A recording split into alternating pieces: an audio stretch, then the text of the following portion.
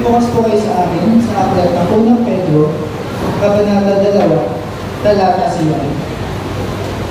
Book of 1 Peter, chapter 2, verse 9. Ganito po ang sinasabi.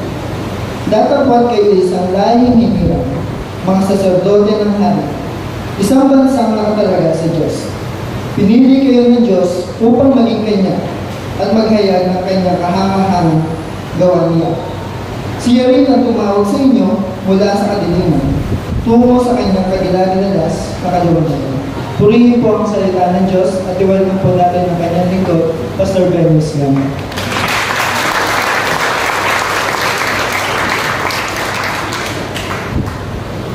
Good morning. Morning. Maganda ba ang umaga? Sabi nga na nila, pag every blazing eh. Ano? Maganda ba tayo sa Panginoon? Yes. Ang hindi magsabi, pangit siya. Okay, let us pray. Most Heavenly Father, thank you Lord sa napakaraming bagay na ipinagkaloob mo sa amin na hindi namin mga inaasam. Blessing from above, O God. Galing sa iyo, Panginoon, ay ikaw nagkaloob sa amin. Nakakamangha ka, Panginoon, sa ginagawa sa aming buhay. Kahit marami kami problema, maraming pagsubok, binigyan mo kami, Panginoon, ng tunay na kayamanan na nagbumula sa iyo, Lord. Joy, peace, contentment, lumurabad na sa aming puso, Panginoon. Yung po ay kayamanan namin, Panginoon. Kaya, Lord, thank you so much sa kayamanan hindi nasisira sa aming buhay. Lord God, sa aming munting pag-aaral, sa maliit na oras, sa maikling oras ng aming pag-aaral, dalangin po namin matangal ko ang dakilang pangalan. Ikaw lagi ang maparangalan, ikaw lagi ang mapagmalaki. At sa aming pakikinig at sa pangangaral, maluwalhati ka po. Lahat ng aming gagawin, ito po ay para sa iyo lamang. To God be the all glory. In Jesus' name we pray. Nang lahat po ay magsabi ng Amen. Palakpan mo natin ang pag-aaral ng Panginoon. Amen. Hindi na po tayo opo. Salamat po sa Panginoon dahil ang mga Kristiyan talaga ay we are more than conqueror. Amen. Tayo ay laging mananagumpay. Every day sa ating buhay, nagtatagumpay tayo. Sabi nga nila, ang pagsubok, ang problema ay hindi nawawala yan. Parte na ng buhay yan. Ang Kristyano, kakibat na yan. Kaya pag ikaw ay walang problema, walang pagsubok, tanungin mo ng sarili mo. Yan po ay parte ng ating paglilingkod sa Panginoon at parte ng buhay natin. Okay. Ang ating pong text 2, sabi po ng Ephesians chapter 2, 18-9, babalikin po yung outline natin mamaya.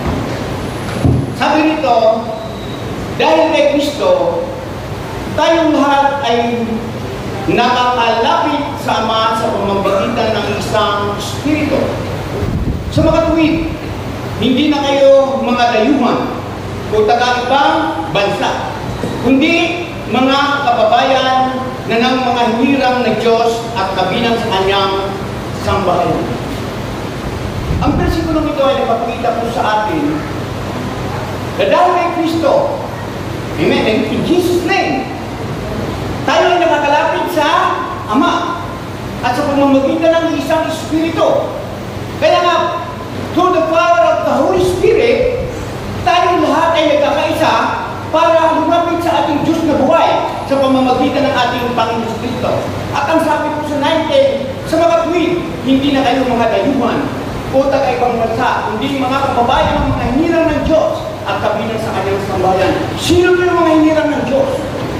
Pag binasa po natin ang Biblia, napag-aarami huminirang ang Diyos. Yung mga great man of God, like Moses, Noah, Abraham, Jacob, at Isaac, even the Apostle, sila po ay hinirang ng Diyos. Sabihin mo, kabilang tayo. Kabilang tayo eh. Hindi mga kabayan ng mga hinirang tayo sa kabilang na sa kanyang sambahayan. Kaya kabilang po tayo sa mga hinirang ng Diyos. Kaya ikaw din ay hinirang ng Diyos. Sabihin mo sa katabi mo, hinirang ka ng Diyos. Hindi po tumitingin ng Diyos kung sino ka dati. Amen. Kaya dapat po natin, who am I in Christ Jesus? Sino ba ako kay Kristo Isus?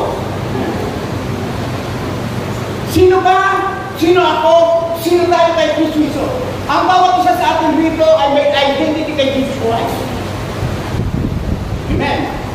Nung hindi pa tayo nakakilala sa Panginoon, nung nasa lumang pagkatao pa tayo, nasa mundo pa tayo, hindi pa tayo nag-born again, hindi pa tayo mga Kristyano, ang identity natin, kampun tayo ni Satanas.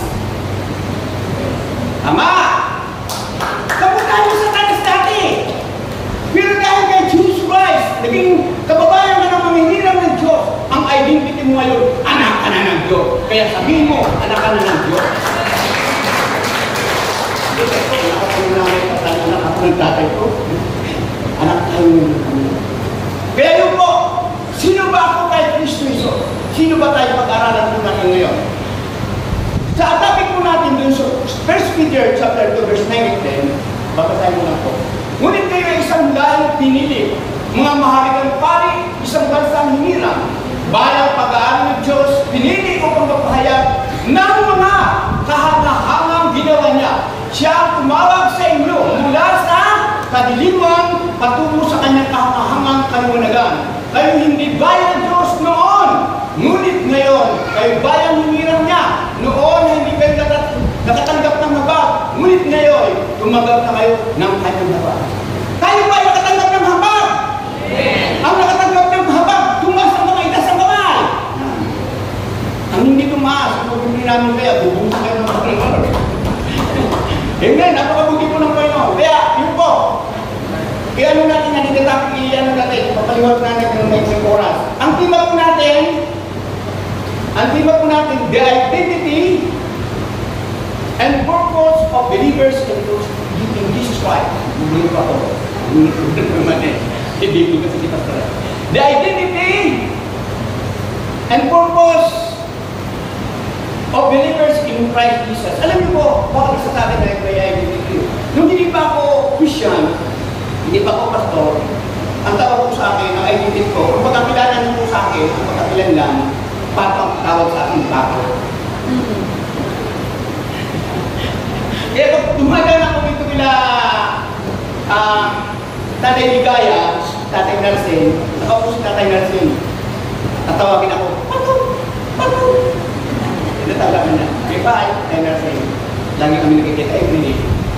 Yun ang dating tawag sa akin. Bago ako naging pastor, ang identity ko po, ang pagkakilala sa akin sa tawag ng pato. Kasi bakit? Tulad po, kasi si pastor po, hindi nyo alam, nagkaroon ako sa PBA. Hindi po ba? Nung naglalaro ako ng basketball, naging tayo ako dito sa tutukan, pinaka-mababa ko ako, 5 na portas ko. Pero patungdod pa ako mataas. Ito pagkapitin ko kaya, pinano ko yung pagkapitin ko dati. At siyempre, nung panahon yun, sa laro basketball, kasi marami ang barkada, iba-ibang barkada mo, o sa kamutuan, nagdadala ka. Nang ibig sabihin, yung panahon na yun, yung pang-identity ko, kung sinabi yung pato, mataas muda, at siyempre, manginginom dati. Pag nalalasing, nagpapamit sa patubig, nagtatapik dun sa daanan, dadamay ko na sa Kuya Ero, sabing kamay ko eh. Kasama ko lang yan, nalagulari ko lang, tubig, parang tutok na dito sa puntaro, at pag hindi pa kami nakumpito, nagtatapik pa kami ng mga, yun po ako dati, grabe, no? Pamilala sa akin, pinupurihin po ang Panginoon. Binago po ang buhay ko ng Diyos, ang identity ko yun ay hindi na pato, kundi pastor. Di ba kayo natutuwa? Naging pastor? Parang natutuwa ka kayo ah. Yung pong identity. Alam niyo po, mayroon po sa Bible, na-set po natin sa Biblia, meron po dating mamamatay tao. Ilalim niyo na yun. Ang dating ng pangalan ay Saulo. Saulo. Pinamatay ng Kristyano, sinusulo, pinapupunta ng ulo, dinadamay ang lahat ng Kristyano. Ayaw niya na ang mga tao ay makakilala kay Kristo. Kaya yun po ang ginagawa niya. At salamat sa Panginoon. Nung yun po ay linis niya dati, nung tinawag siya ng Panginoon, nakakilala sa Diyos, siya ay naging Pablo. At sinabing Pablo, isang makisig na apostol ng ating Panginoong Kristo, hindi lamang pangkaraniwang apostol, kundi grabe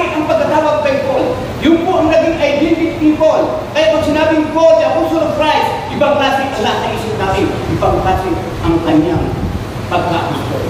Eh, marami sa mga sinulat mga epistle report, nakikita po natin.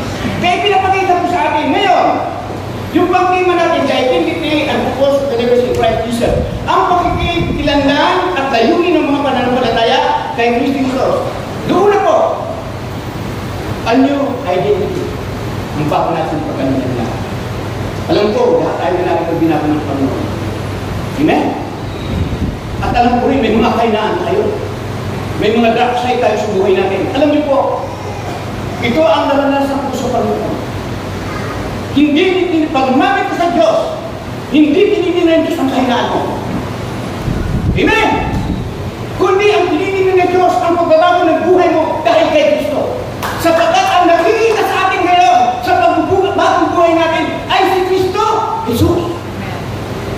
Yun ang nakikita niya, hindi yung pagkakamali natin. Kaya punin po ang Panginoon, pagsumikapan po natin na makasunod sa kalooban ng Diyos. Yun po ang bago nating identity. Okay. A new identity, bagong pagkaklan ng chosen race. Okay. Tayo ay lahing mga hinirang tayo ng Diyos. Titingnan mo natin tayo hinirang ng Panginoon. Pinili ng Diyos kahit hindi karapat-dapat. May karapat-dapat pa dito sa paanan ng Diyos, sa paningin ng Diyos. Wala! Pero pinili ka! Amen! Pinili ka! Sabihin mo sa katabi mo, pinili ka! Kahit anong itsura mo! Amen! Hindi nakatingin sa iyo kung ano ba ang tinitingnan ng Diyos kung pinili ka! Si Jesus Cristo, kaya ikaw ay lahi ng mga hinirang na kahit hindi ka karapat-dapat, hinili ka ng Diyos. Napakasarap ano? Sino ba tayo para piliin ng Diyos? Ang dami naman marunong. Ang dami naman matatalino. Pero sabi ng Bible, kung sino yung nilirigay ng sanlibutan, yun ang pinipili ng Diyos. Bakit? Para ipahaya ang kamang-kamang bagay na ginawa ng Panginoon. Hallelujah! Yun po. Kaya napakabuti po ng Diyos. Pangalawa po, Royal Priesthood, mahalikan pagkasasabuti. Alam niyo po ba na ito ay pare? Sabihin sa kami mo, pare. Hindi pare sa inuman, ha? Pare sa inuman. Di tayo na inuman. Ang ibig kong sabihin, sa Old Testament kasi mahabang turo, ang pare kasi sila ang tagapamagitan sa mga Israel at kay Jesus Christ, dahil yung dakilang sasabuti. Tayo ngayon, pinili ng Diyos at naging royal priesthood dahil nagpamagitan tayo sa Diyos. Amen? Ipinagpipili natin yung mga kasalanan sa Panginoon para magbagong buhay. Kaya alam dahil dyan, dahil may nanamagitan sa iyo, may pare, may nag-intercede sa iyo, para nandito ka ngayon. May nag-pray sa atin. Amen?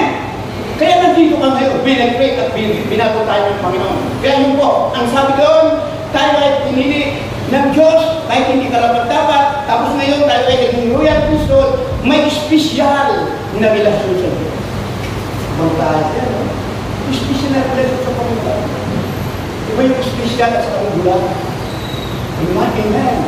Kaya mapalag po tayo mga magulang at kapatid sapagkat ikaw ay pinili at ginawa ng pala ng Panginoon. Hindi pa ang pagpapalito po yung leadership, holy nation. Tayo ngayon ay banal na nagbasa. Yung po ang sabi namin Biblia. Ang Biblia kasi yung 1 Peter chapter 2 verse 8-9, hindi lamang po sa bansa Israel, kundi sa atin na din po yun. Kasi ang Biblia, hindi lamang sa Israel, kundi sa atin din po ng mga Gentile at hindi na rin ang Panginoon. Eh, minunawaan niyo po ba? Pag hindi nyo na naman, ulitin ko po. Amen? Holy mission, tayo ay banal na bansa. And then, sabi doon, God's our position. Tayo ngayon ay kaya ng Diyos. Pag-aari ka na ng Panginoon. Sabihin mo sa kapatid mo, pag-aari ka na ng Diyos. Hindi ka na pag-aari ng asawa mo. Pero mapasakot kayo sa asawa mo, ha? Dahil na ng babae, pasakot kayo sa asawa mo na lang. Totoo yun. Pasakot mo tayo. Yung po ang gusto sabihin dito ng a new identity, bagong pagkakalinan lang. And 1 Peter chapter 2 verse 10, kayo hindi bayan ng Diyos noon. Ngunit ngayon kayo bayan ng hinirang niya. Noon hindi kayo nakatanggap ng habag. Ngunit ngayon tumanggap kayo ng kanyang habag. Nakatanggap tayo ng habag dahil kay Kristo. Marami na tayong pag-aaral dito. Marami tayong pag-aaral. Pero reminder lang po sa atin na dapat paalala natin kung sino tayo, kung ano tayo sa Panginoon, anong pagkakitan niya sa atin. Para maramdaman natin ang kondisyon natin sa Lord at tayo ay makapag-lingkod sa Kanya. Amen! Parang na namin ang kasama. Pangalawa po, a new purpose, bagong layunin. Alam niyo po, mga magulang at kapatid, yung bagong identity natin ngayon, may bagong ding layunin ng Diyos sa buhay natin.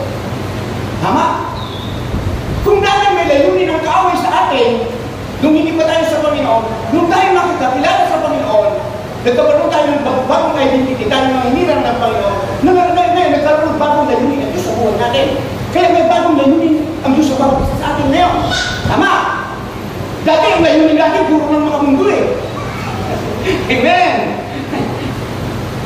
Tayo binusugod dati. Mayroon tayo binusugod sa langit eh. Kaya nga ang dati nating katayuan ngayon ay may bagong layunin. Una po, ito rin.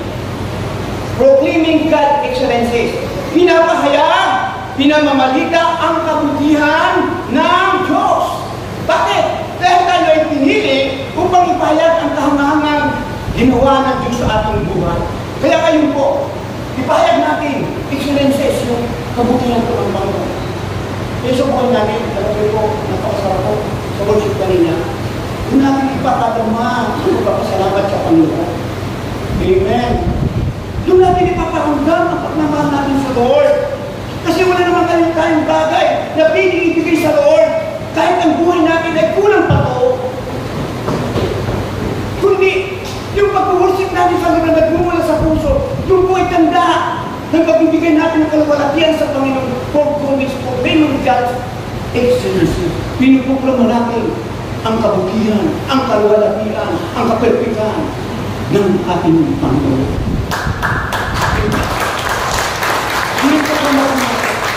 Alam niyo, masarap po magproklama. Pinuproklama natin ang kabutihan ng Diyos sa ating puso. Kasi pag ikaw ay nagproklama ng kabutihan ng pinapayag mo ang kabutihan ng Diyos sa Kanya, mararamdaman mo talaga. Iba ang mararamdaman mo sa buhay. Napakabuti. God is so good.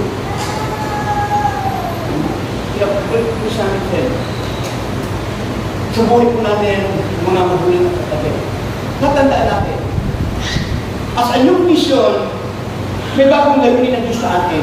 Dapat po natin ipoklama ang kabutihan ng Diyos sa ating buhay. Ang sabi ng awit 100 verse 5, chapter 100 verse 5, napakabuti ni Yahweh, pag-ibig niya ay walang hanggan, pag-ibig niya ay tunay, laging tapat, kahit ilanman. Yung po ang proclamation ng awit, ang sumulat ng awit yung proclamation niya.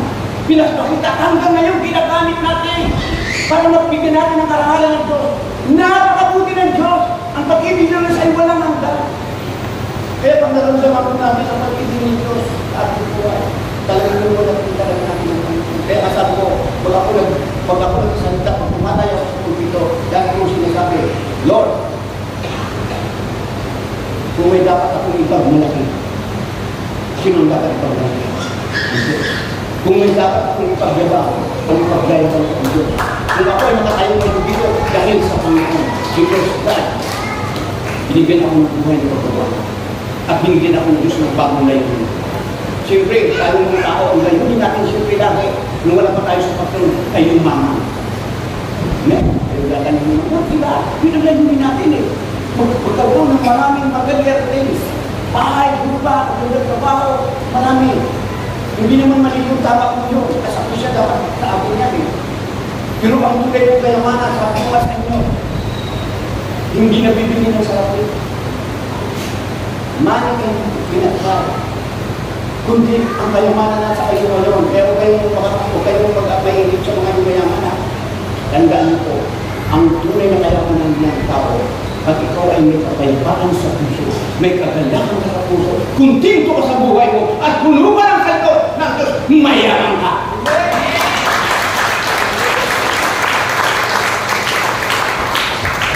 Amen. Yung po ang tunay na kayamanan. Kaya, ilagay natin ito pa ma. Sabi ng letter B, Sharing God's mercy. Pagbabahagi ng awa ng Diyos. Eh, may sabi noon hindi tayo nakatanggap ng habag. Ngunit ngayon, nakatanggap na tayo ng habag. Dahil natanggap mo ang Panginoon, nakatanggap ka ng habag mula sa Diyos. Share yun! Share yun! I-share po natin. Huwag natin sa sarili. Maraming ng mga kailangan ng tao kayo na nawawala ng pag-asa na kailangan nila ang habag ng Diyos. Kailangan nila ang mercy ng Diyos. Tayong pinili ng Panginoon, pinili tayo ng habag ng Diyos. I-share po natin sa kanila.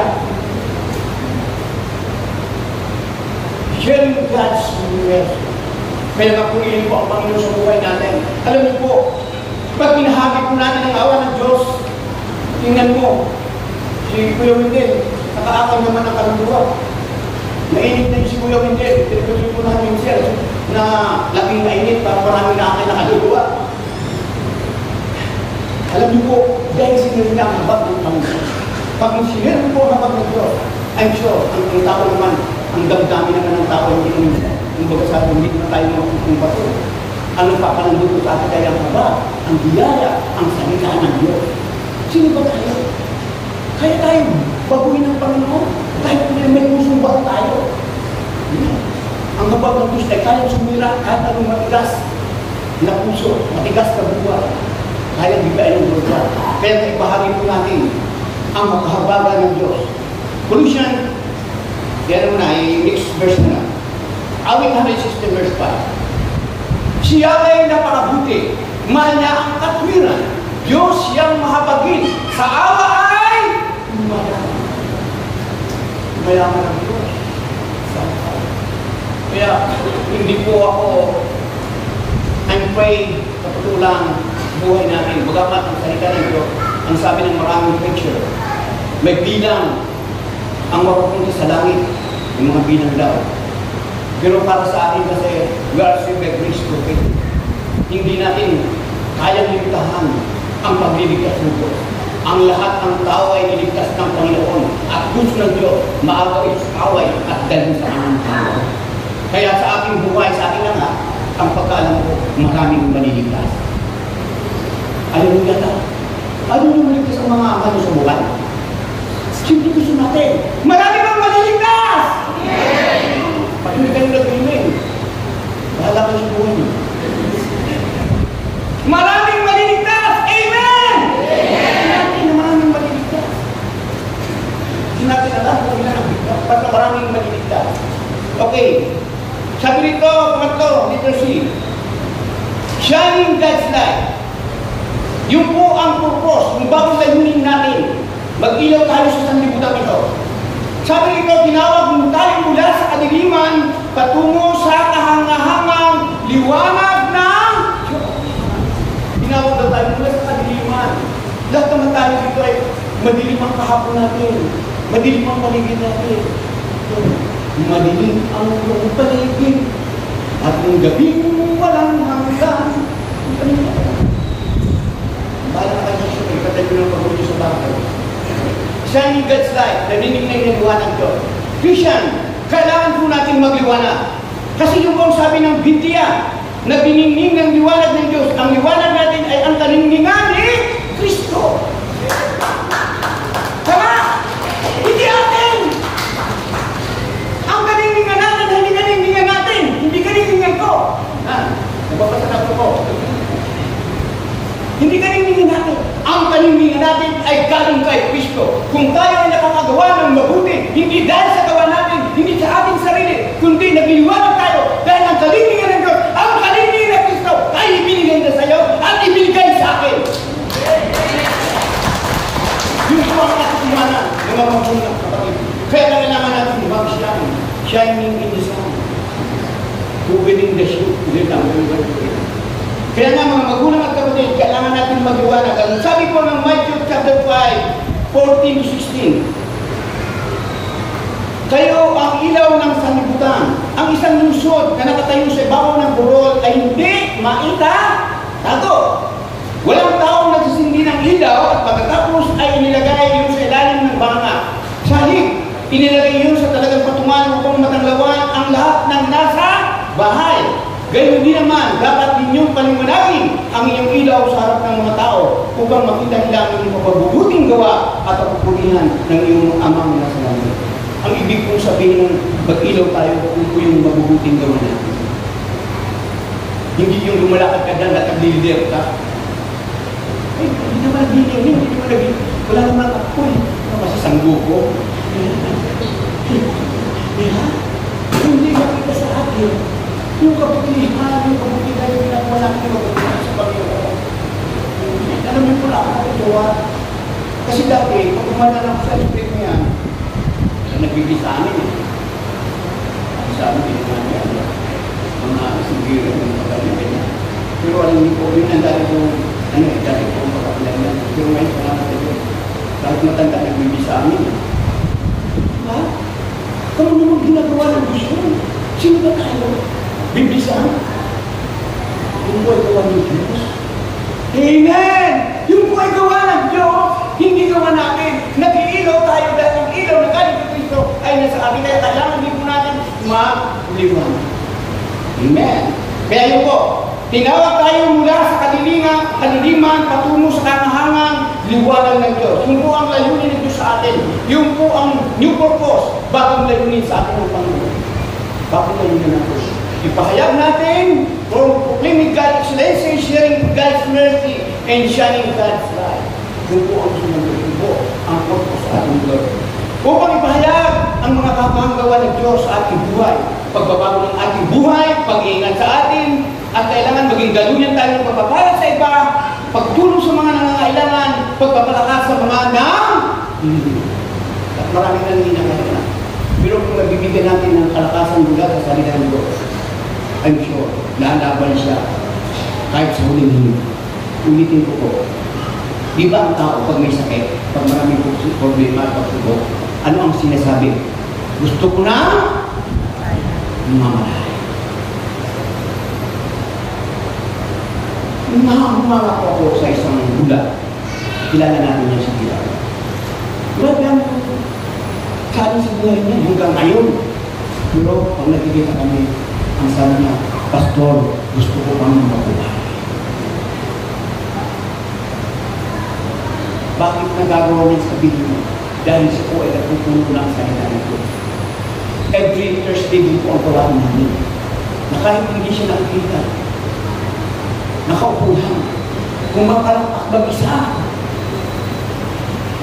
kung mamalak siya mag-isa pag nakakalimutan, ano ang salita ng Diyos, kung mamalakpak daw siya agad sabi ng hallelujah. Tayo may mga mata tayo, hindi tayo makakalakpak eh. Nakakita tayo, hindi tayo nag-amen eh. Amen! Hindi ako mapalakpak, tayo hindi ko mapalakpak. Hindi ako mapalakpak.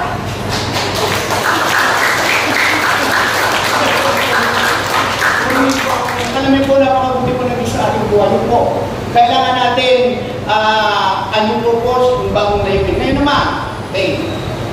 Number 3. Living out a new identity. Nabubuhay sa bagong pagkaka-linlanlan. Alam niyo po mga magulang at kapatid, ano ba ang dating pagkakilala natin? Babae, maging lalaki. Hindi lamang po mga babae ang sumusa. Hindi lamang po mga babae ang mga marites. Kundi mga lalaki din. Yun ang dating pagkakalala natin, tama! Kaya naman sa lalaki, na marites ay Mario. Wala naman Mario Bigla na. Pangalan kabasa ka lang yun. Yun po dati ang buhay natin. Iba yung binabahagi natin. Iba yung sinasabi natin. Yung pagkasira ng kapwa, yung pag-apaksa. Marami tayo ng mga negative word na sinasabi natin sa iba. Hindi naman tayo pinapakilaman natin. Ba't parang gano'n? Yung po ang lumalabas sa ating mga laki, mga magulang at kapatid. Ano po? Living out a new identity. Nabubuhay sa bagong pagkakalandan. Dahil bago ka nang nilalang, bago ng identity mo, kailangan ipamuhay mo ito. Ano ito? Okay, literally, evangelism and witness. Kailangan natin mag-iban ng mga magulang at kapatid. At kailangan natin magpatutunan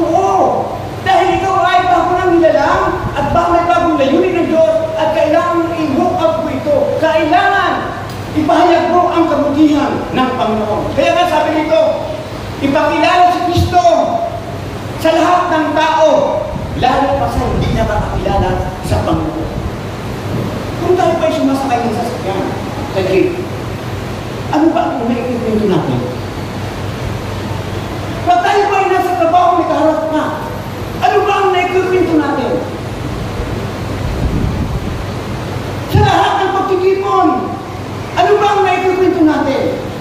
Yun po ang dapat natin gawin. Sabi nga ng Bible, napapanahon man ay gusto hindi, ipangaral ang salita ng Diyos. At ang sabi rito, yun po ang dapat natin gawin. Dahil tayo po ay pinili ng Panginoon, yun po, living out a new identity. Sabi ng Bible sa Roma 1:16, Romans 1:16, hindi ko ikinahiya ang magandang balita, sapagkat ito ang kapangyarihan ng Diyos para sa kaligtasan ng bawat sumampalataya, unay sa mga Hudyo at gayon din sa mga Hudyo. Na ibig sabihin, huwag tayo mahit. Pag ikaw ay pag-graduate na, marami nang gagawin mo talaga, ibabagi mo sa salita ng Diyos. Magiging kakalmusan na talaga. Ito sa Manila, lagi ka sa Manila, every other day, minsan sunod na araw. Ang tatapang ng mga magnangaral. Tatapang talagang, grabe. Hanggang nakakarating din sa pangangaral sa rapture. Tatapang nila talaga. Ang problema, pagtapos may mangaral, may umiikot. May umiikot. Alam niyo po, kuwin ko ang Panginoon sa Kristo. Kasi kailanman hindi ko ginawa ng glorious covenant ministry. Kailanman hindi ginawa ng glorious covenant ministry ng mangaral sa mga palengke, sa mga bus, upang mag-ano ng pera, manguman ng pera. Kundi, ang pagkakilala, alam mo po ang identity ng glorious covenant ministry? Tayo po ay matulungin. Tayo po ay tumutulong. Amen. Parang ayaw nila na maniwala. Matulungin pa ang GCN! Tulungin po ang GCN. Na kahit wala tayong masyadong pera, kahit wala tayong masyadong magbibigay sa atin na galing po rin self-supporting tayo. The Lord's provide para makatulong sa iba. Yun po ang identity natin. At binuwakot po natin yun. Kinababaw po natin hanggang. At marami akong, pag may pinupuntahan ako, marami akong narinig ng magandang mga positibong mga salita tungkol sa ating ministry. Maliban na lang talaga ng ayaw sa atin. Pagkailangan po natin. Amen? Pagkailangan. Kaya po rin po ang Panginoon, hindi ko kinakayaan na magandang balita sa pagkat ito ang kapangyarihan ng Diyos para sa kaligtasan ng bawat sumampalataya, unay sa mga Hudyo at gayon din sa mga Grego. Sabi nga, kung titingnan po natin, kasi madali naman mga aral, bakit na kailangan ng kalitan ng Diyos? Kasi sabi ng Bible, may kapangyarihan. Hindi mo kapangyarihan, kundi kapangyarihan ang salita ng Diyos. Ang sabi ng Bible, ang salita ng Diyos ay buhay at mabisa. Sabi ng Hebrews 4:12, buhay at mabisa. Ayaw consider po natin ang ganito, ang gospel. Gospel, may mabuting mangyayari sa kanya. Kaya yun po, mga magulang at kapatid, ipakilala sa Kristo sa mga hindi pa nakakilala. Pangalawa, living a holy life. Mamuhay ng matuwid at tapat sa ating mga ginagawa. Alam niyo po itong alam niyo po sa Christian tradition, nakikita niyo po. Pag tayo ay nag-iisa na lang, doon na may laban. Amen? Doon na may laban. Kasi wala naman nakikita sa iyo. Amen? Wala naman nakikita. Ikaw at ang Diyos lang yan. Kaya kung ikaw, you are pleasing man, Diyos ka sa tao ka naglilingkod, pag wala na ang tao, ikaw na maglilingkod. Pag yung walang nakakita sa iyo. Pero kung pinipis mo, Lord, kahit wala na nakakita sa iyo, gagawa ka. Gagawa ka. Kahit ikaw mag-isa. Bakit? Ang pinaglayo mo ng ay ang Diyos. You are praising God. Not praising God. Alam niyo, kapag naman magulat, ayaw ko sana sabihin bago na may sabihin mo rin. Ako po pag basta makulit po ako. Kulit po ako. Pag lumalabas ako, walang supervisor ko kasama. Ako nang mag-isa. Ang supervisor ko, yun. Amen. Tatandaan po natin, living a holy life, pamumuhay na may kabanalan, kasi pag pinalawak po natin, pag in-explain po natin ito, kailangan mamuhay ka na may katapatan, may pag-ibig sa Diyos, at sabi nito, kailangan mag-wit ang ating pamumuhay. At kaya-kaya naman po natin pagsumikapan. Pagsumikapan. Kailangan pagsikapan po natin. Huwag natin magiging dahilan sabi ng Panginoon, ako, kahit hindi ako maging tapat, tapat pa rin po ang Diyos. Tama po yung ko. Pero kailangan ipamuhay po natin. Amen? Pamuhay po natin. Minsan, sa totoo lang, nadadala tayo sa ating subuyo ng ating mga puso. Kailangan natin yun. Living a holy life. Pamumuhay na may kabanalan. Okay.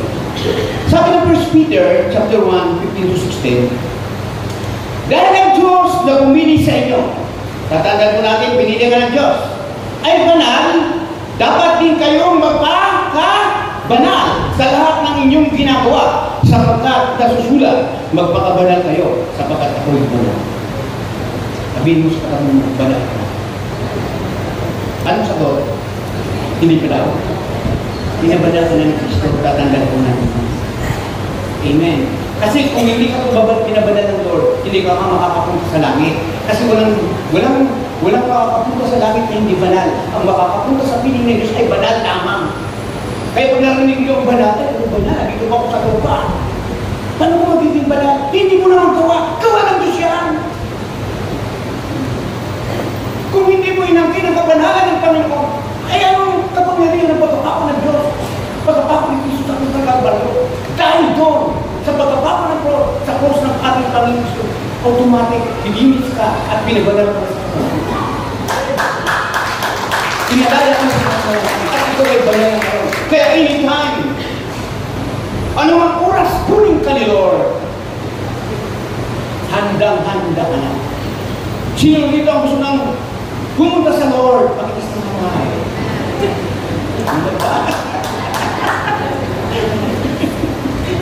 Isa totoo masarap nun. Pero kung ako ang katindumin nyo, Pastor, gusto mo na pumunta sa taas? Ayoko ba? Kasi may mga puso sa akin ng Lord na gusto kong gawin. Marami pa tayong gustong maakay. Marami pa tayong gustong mapalakas. Gusto ko pa magamit ng Lord. Kaya sabi ko, Lord, dugtungan na po ang buhay ko. Dugtungan mo pa kung saan mo gusto. Basta, dugtungan ang buhay ko na malakas na gagamitin mo. Sarap yata ng buhay. Amen. Nangangaral ka, naasa ka sa mga pamilya mo. Lahat ka kung inaangan mo yung ako mo. Ay, sarap. Masarap po sa Lord. Masarap magiging sa Panginoon. Amen.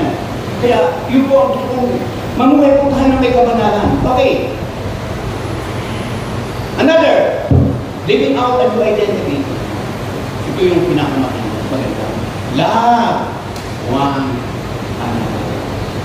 Pakikipagkapwa na may pag-ibig. Kasi pili ka naman makipagkapwa na wala pag-ibig. Ang pag-ibig daw ay nagtatakip ng maraming kasalanan. Kaya pag mahal mo ang kapwa mo, kahit nakagawa sa iyo ng mali, ipapanalangin mo po siya. Amen! Pinapanalangin po ba natin? Anong panalangin natin? Sana babangga na ng ito. Sana masagasaan. Hindi po ako. Ang panalangin natin, Lord, walang imposible sa iyo. Walang matigas na puso sa iyo, Lord. Baguhin mo, Lord, ang puso na yan. Yung po ang tunay na pag-ibig. Amen. Baka mamaya naliligaw na tayo. Nasusunod na natin yung udyok ng ating mga puso. Nasusunod na natin yung puso ng isip natin. Nawawala na tayo sa hindi ng Panginoon. Alam nyo, ikaw ang nasa ang gusto kong magbibigay sa iyo. Yung pag-ibig na nagbubulas sa tayo. Masarap po mabuhay na mayroong pag-ibig. nagaling sa Panginoon. Hindi natin kaya gawin yun. Hindi natin kaya gawin yun. Pagpapalaitan ni Lord kasi lagi mo pinapalapan dito. Masarap naman. Alam niyo, ang pag-ibig ko ay hindi ko ito nabibili sa butika. Amen? Hindi ito katulad ng isda. Nakipid yung tawaran. Ang pag-ibig ko ay galing sa Panginoon. Love, it is come from God. Hindi ito galing sa ating, galing sa Diyos. At dahil pinili ka ng Panginoon, yung po ang dapat natin gawin bilang isang yung identity natin, yung living out a new identity, yun po ang pinakamaganda sa mga Kristiyan, yung nagmamahal. Hindi man nawawala po ang mga tao. Sabi na, parte ng buhay natin yun. Parang sport lang yun, parte ng buhay. Pero, tatandaan natin. Ang Diyos gusto. Kung ang Diyos ay pag-ibig, dapat ikaw din ay maging God is love. Children of God, son of God, dapat maging pag-ibig ng God. Ang buhay natin may laban, tatandaan. May challenge na ito. Kaya kailangan natin laging nasa appreciation ng Panginoon. Kaya yun po, mga magulang at kapatid, living out a new identity, evangelism and witness, yung A, B, living a holy life, C, love one another.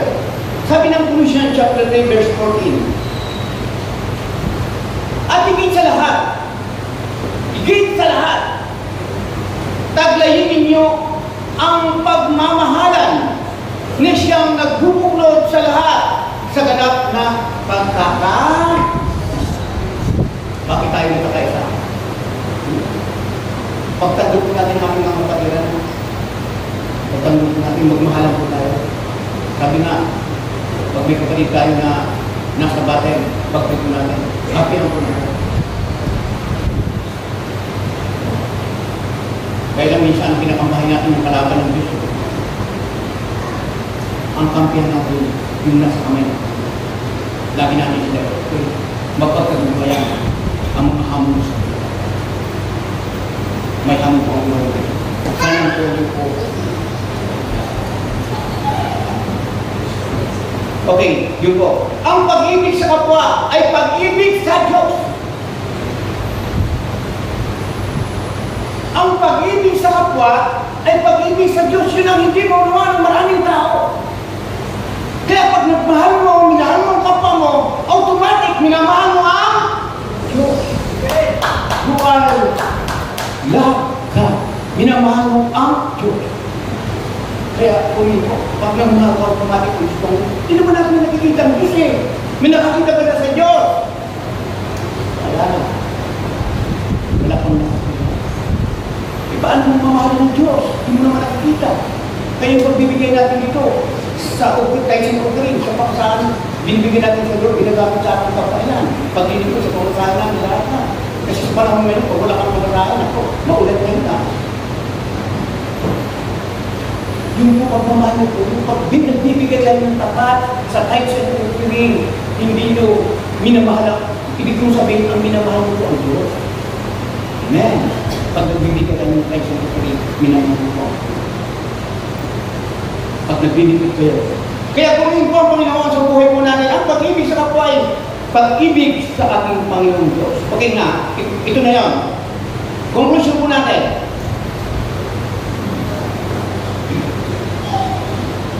John 1:12-13. Basahin po natin sabay-sabay po tayo. 1, 2, 3. Subalit ang lahat ng nagbabas at napalataya sa Kanya ay binigyan niya ng karapatan maging mga anak ng Diyos. Sila ay naging mga anak ng Diyos. Hindi dahil sa isinilang sila ayon sa kalikasan o sa kasatuan o sa kagawa ng tao, kundi ayon sa kalooban ng Diyos. Palakpakan po natin ang hindi po lahat ng tao. Kundi ang sabi doon, ang tumanggap at sumampalataya sa Kanya. Sino rito ang tumanggap at sumampalataya na sa ating Panginoon Kristo? Taas ng kamay, dalawang kamay! Ipalakpak sa Panginoon.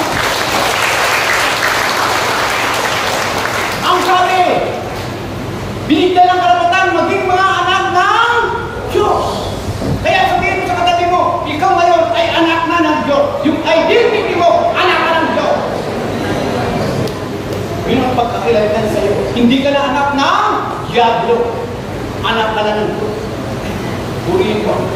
Sila ay naging anak ng Diyos. Hindi dahil sa ipsulinan sila ayon sa kalikasan o sa katutuan o sa kagagawa ng tao. Hindi po tao kundi ayon sa kalooban ng Diyos. Kaya pag ikaw ay anak na ng Diyos, nanaayon ka na sa kalooban ng Diyos, bayan ka na ng Diyos, hindi ka na ng Diyos, nasa kingdom ka na ng Lord, mag-aari ka na ng Panginoon. Kaya, dahil tayo pag-aari ng Diyos, yun po yung mga nabanggit natin na mag-aralan natin, isa sa pamuhay po natin mga magulang at kapatid. Kaya nasabi ito, yung identity natin, Son of the Living God. Tayo ngayon ay anak na ng Diyos, hindi na kampo na Diablo. Kaya mga magulang at kapatid, I'm sure sa maliit, sa maikling na medium isang alam ko may natutunan kayo. May natutunan po ba kayo? Pagdating sa labas, kaya nyo ba i-share? Sabi na naman siya rin, Pastor. Napakaganda naman.